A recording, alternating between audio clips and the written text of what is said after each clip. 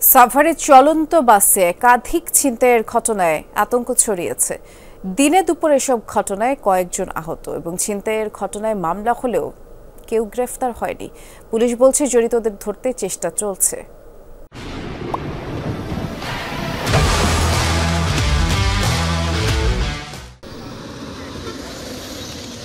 এলাকার নাম police town. সাভারের ঢাকা আরিচা মহাসড়কের এই এরিয়ায় রোববার চলন্ত বাসে অস্ত্রের মুখে যাত্রীদের জিম্মি করে ছিনতাইকারীরা ছিনিয়ে নেওয়া হয় টাকা, মোবাইল ফোন সহ মূল্যবান সামগ্রী। এর আগে একই এলাকায় গত 14 ফেব্রুয়ারিও ঘটে একই রকম ঘটনা। সে সময় ছিনতাইকারীদের হামলায় আহত হন বাসের 3 যাত্রী।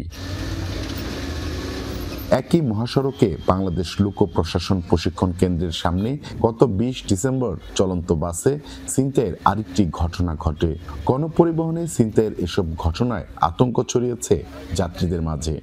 ব্যাংকটাউন এবং সেখানে কিন্তু একই স্থানে পরপর এই দুপুরের বেলার দিকেই ডাকাতির ঘটনাগুলো করতে, এই যে দিনে দুপুরে ছিনতাই মিতাই হয়, অনেকের ক্ষয়ক্ষতি হয়, এই ব্যাপার তো সমস্যাই। প্রশাসন যদি ইচ্ছা করে তাহলে সব কিছু করতে পারে, কারণ প্রশাসন যদি মনে করে যে আমি প্রতিটা গাড়িতে সিজ করি, কে পকেট মার, কে করে, প্রশাসন এটা দেখবে।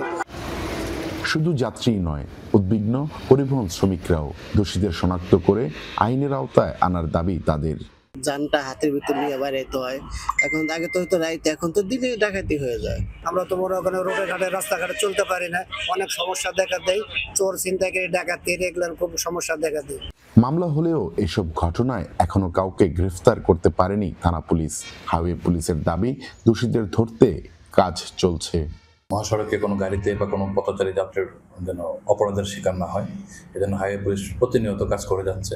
সম্প্রতি এই অপরাধটাকে বেশ কিছুদিন যাবৎ মাথাচাড়া দিয়ে উঠছে। এই জন্য হাইওয়ে পুলিশ তার কাজের পরিধিও বাড়িয়েছে, গতিও বাড়িয়েছে। ইনশাল্লাহ অতি শীঘ্রই আমরা এই ধরনের অপরাধীকে শনাক্ত এবং গ্রেপ্তার করতে পারব। ঈদ ঘিরে ছিনতাইকারীদের দৌরাত্ম্য আরো বেড়ে যাওয়ার শঙ্কা যাত্রী ও পরিবহন শ্রমিকদের। তাই নিরাপত্তা নিশ্চিতে কার্যকর পদক্ষেপ নেওয়ার তাগিদ দিয়েছেন তারা।